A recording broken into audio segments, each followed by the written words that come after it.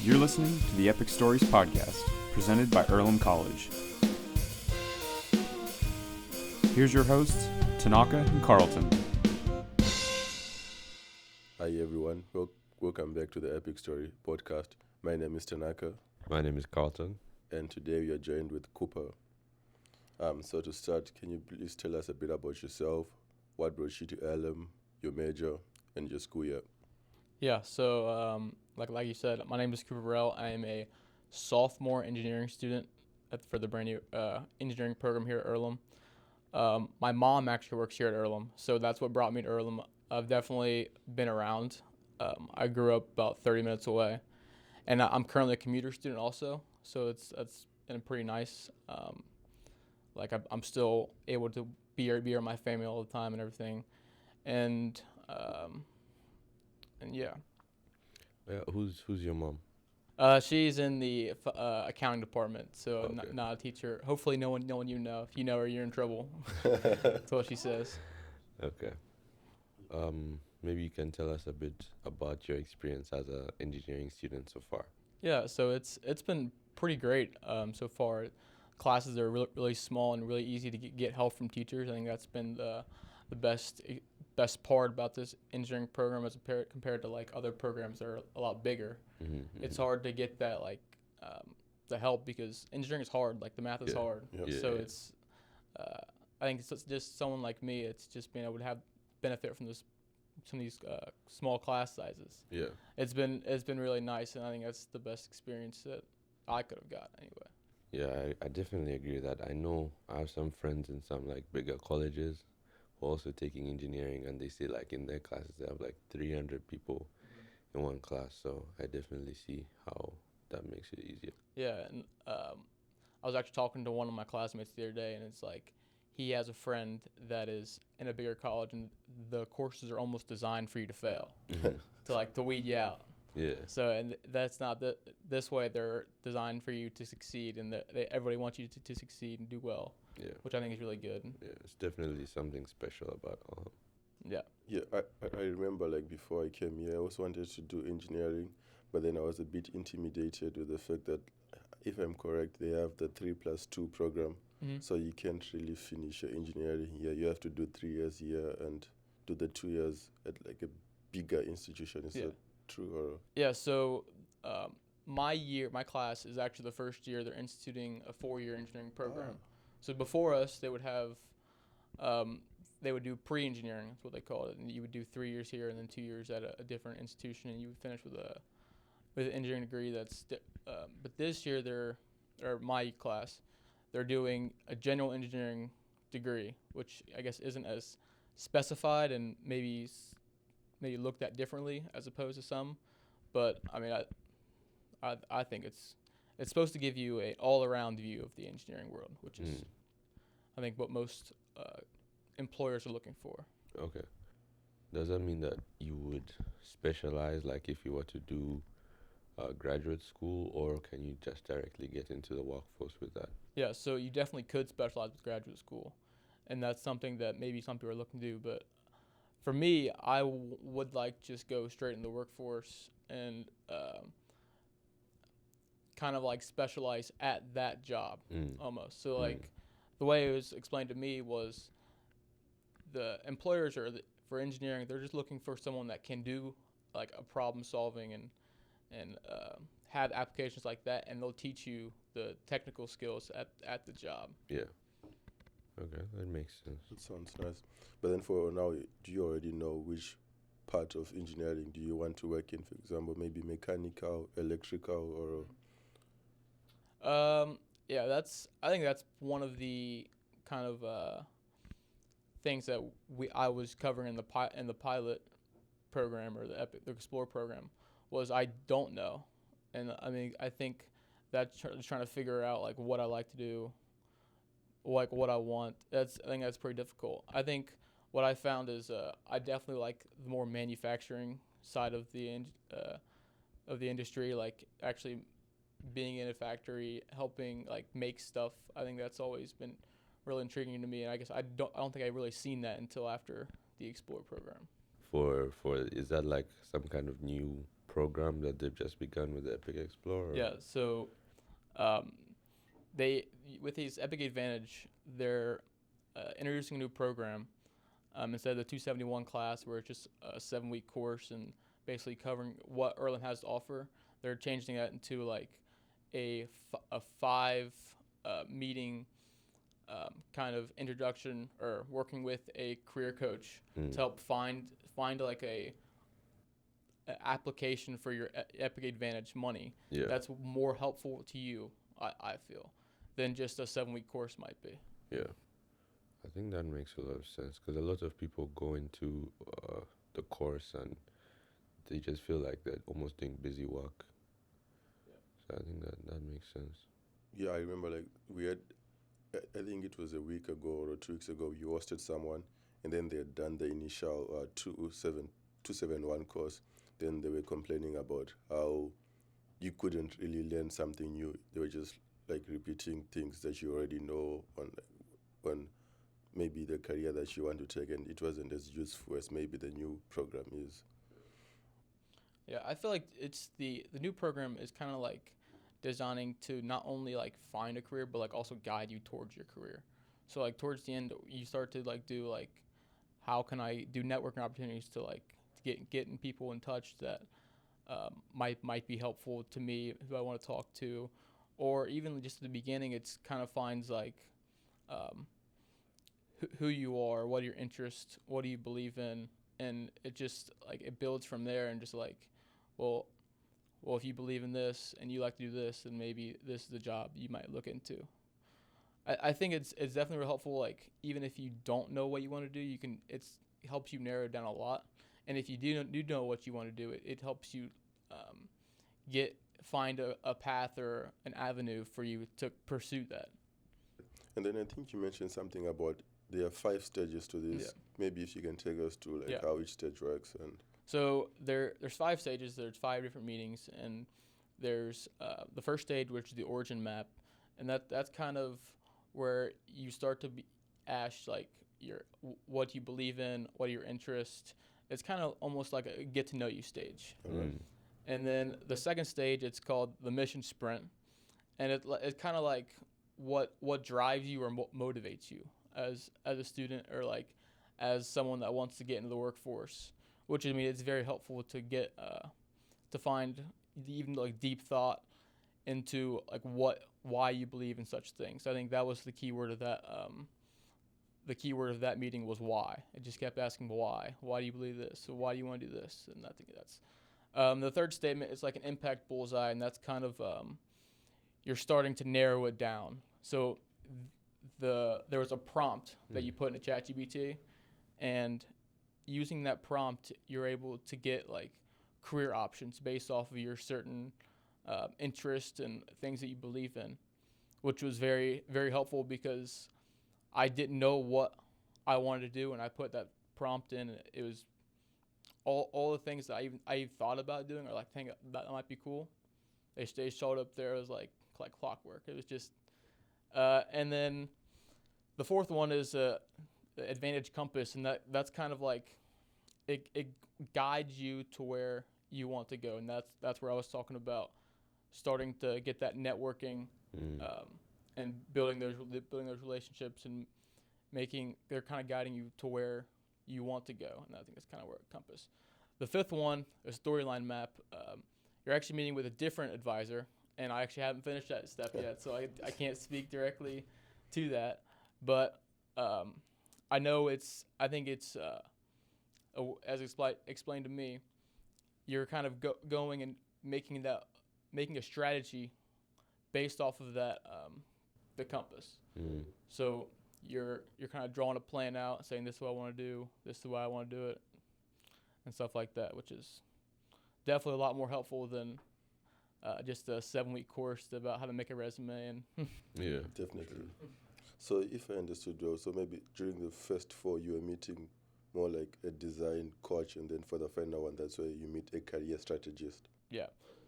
So the first 4, it'll be with either Adam or Gabby, and that's a design coach, and they're kind of asking you those questions of like, why do you believe this? And then the last meeting is with a different coach. It's with a career strategist, and that's you're making that strategy plan for what you want to do. And have you already declared your major? I guess not technically. That's what my mom's been on me about that, but I have the paper. I just got to turn it in. Okay. And do you already know the advisor that you want for your major? Not technically, I guess. I guess I have my advisors of Seth and Michael and Whitney. Mm-hmm. Those are just the engineering people, and I think I can go any of them, and they're all going to be helpful to me. So maybe a specific one I don't have, but Okay. And do you have some kind of idea for what you want to use your Epic advantage? yeah. So for me, I've never really been. I've always been a homebody, so I think going somewhere else, I don't think I would enjoy that as much as. So I think I'm going to use my Epic advantage on a internship over the summer or just some kind of career opportunity, because especially with engineering, the internships and that experience that you get is so important, and showing that you have like technical abilities and all other stuff like that. So that's what I plan on using it on. Maybe still on that note, do you think the Epic Explore program has somehow helped you to know how you're going to use your Epic advantage, or?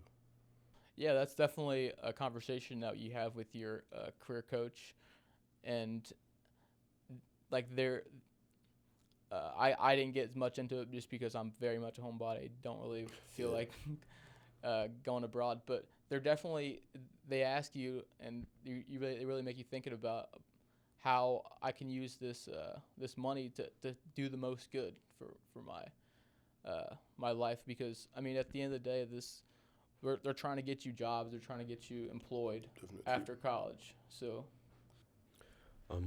I wonder, usually when like people talk about the Epic advantage and the Epic program in general, it doesn't seem very tangible. So it's like all these like thinking and like trying to come up with, what is my purpose or what do I actually want to do with my career.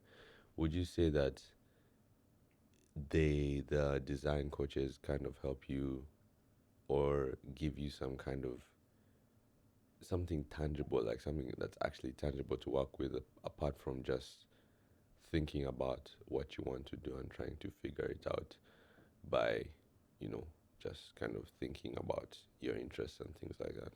yeah, so I think that's definitely a great point, and I think they really make you think about it. So like you said, it's hard to just think about it by yourself and just come up with a purpose like just on the spot. Like that's just not gonna happen. They really make you think, and like for me, it was I would say something, and then I was with Adam, and he would just bounce stuff right back to me. So it was a conversation more than just me talking to him, and I think that was real helpful to me, just because it allowed me for like a feedback. Yeah. So getting like, well, I said this, and like, well, he would say, based off my experience, this is what I think. And I think your purpose, that's something that you get from experience, I feel like, and with talking to him, it's getting those experiences. That's where you can kind of find that purpose. And I feel like just talking with him and getting his experiences helped me to like maybe like where I should focus my experiences on to find that like purpose or goal. Okay, I see how hearing from someone else's experiences can also kind of help you like weed out what you don't need and focusing on what you're looking for. Yeah, absolutely. I definitely learned a lot from Adam, just because I mean he's done like a teaching, and he's dealt with some tough situations, so it's definitely helpful to learn from somebody else and get feedback from him. Yeah. So on that note, I'm curious. So how does how did each session look like? So it's just like 1 hour of discussing with him, or did he also provide some form of additional notes, or Or maybe if you can resources just or describe something. how the whole session went? Mhm. Yeah, so at the start of each session, you get like a paper, and each paper looks different, but you get these paper, and it almost acts like the guideline for the meeting. So he leads the meeting, and then he's gonna do his own paper like on the board, so it can help you like think about, well, this is like what I should be thinking about. So he asked a question, and then I would put something on the paper. Like it was, I think, if I can remember right, there was like a head. So there's a head like section, and he would ask a question like, well, what do you believe in, or like what are your mindset towards this goal, and then I would put something on paper, and he would be filling his out too. So it's mostly a one-on-one like conversation, but like I'm filling out a map, and at the end of the session we kind of go over the map and what each thing means um, as far as like the goal of the overarching. All right. Okay. Yeah. So I think based on what you've said, it's like you've really found that like the program, or at least as the 4 sessions that you've had, have really helped you to figure out the direction that you want to move in. So what kind of stuff have you done differently based on the sessions that you've had? Yeah, so at the beginning of the session, I really didn't like, I knew I wanted to be an engineer of some sort, or of some kind of that experience, but I guess I wasn't focusing all my energy in one place, because engineering is a very broad topic, and definitely pretty vast, and Yeah. it can be anything almost. So after a couple of meetings, I started focusing my energy on a few different spots in engineering. It really helped me like specify and like find.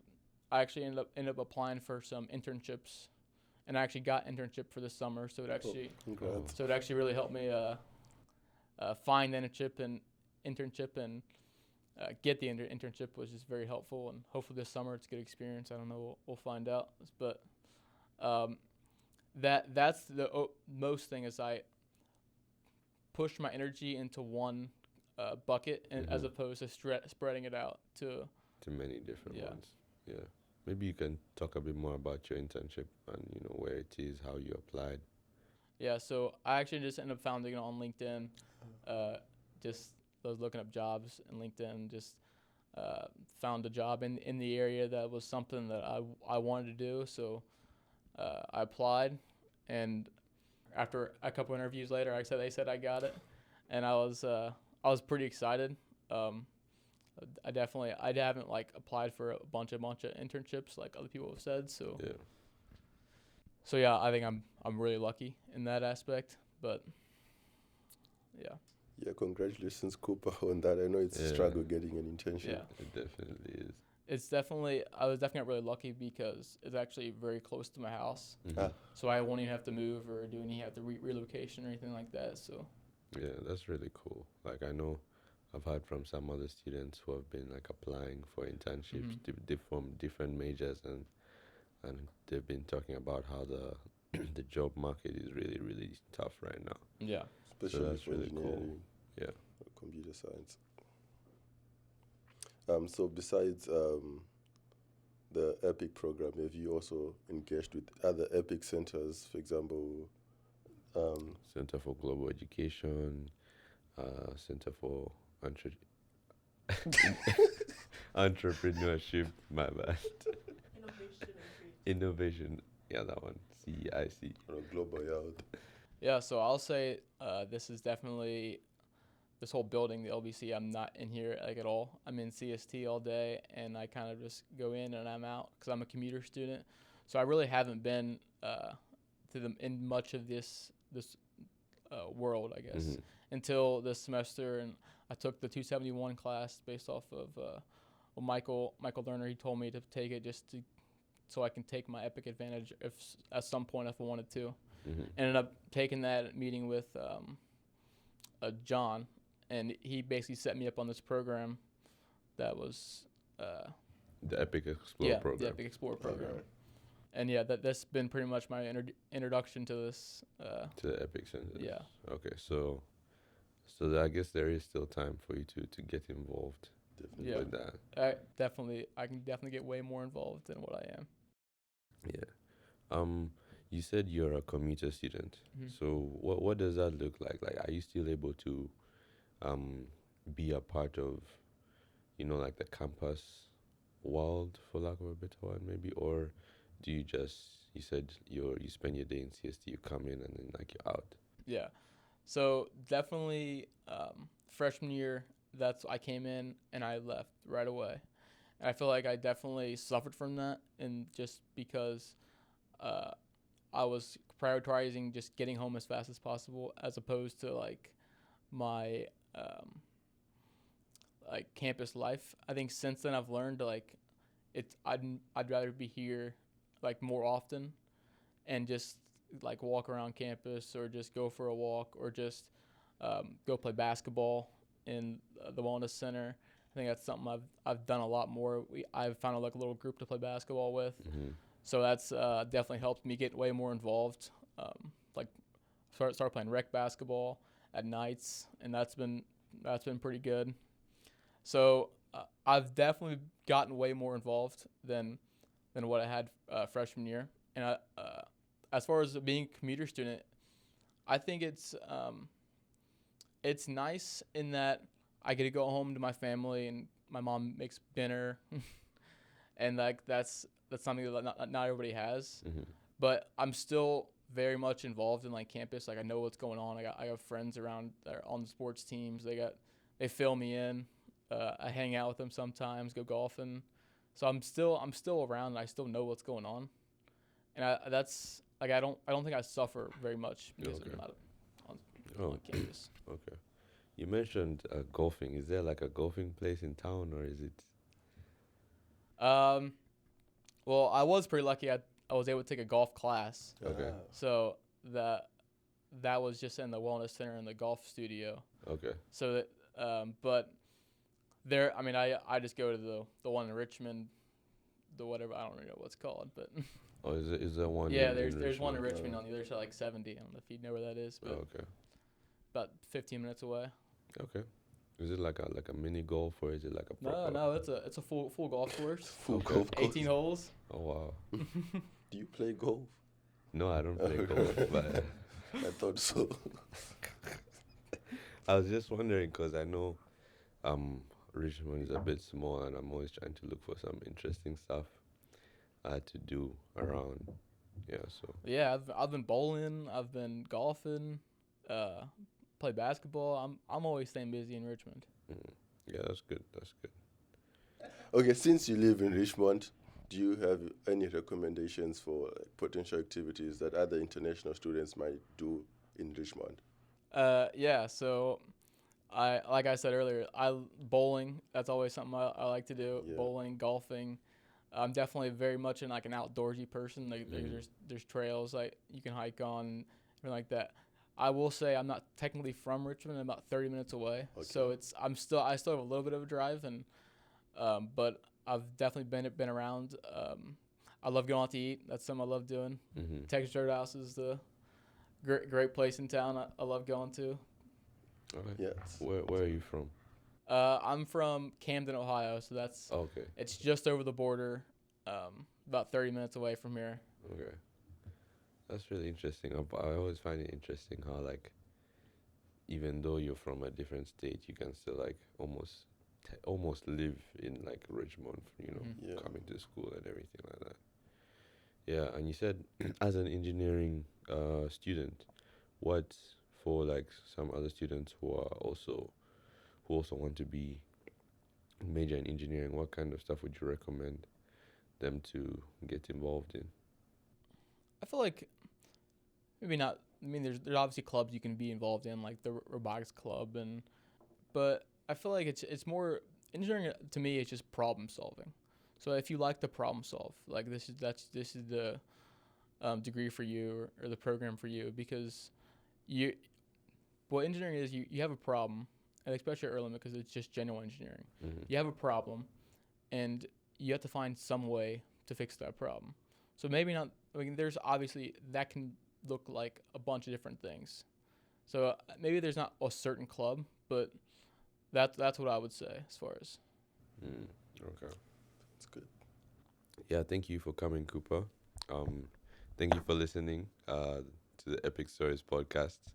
You can find us everywhere that you listen to your podcasts. Instagram, Spotify, YouTube.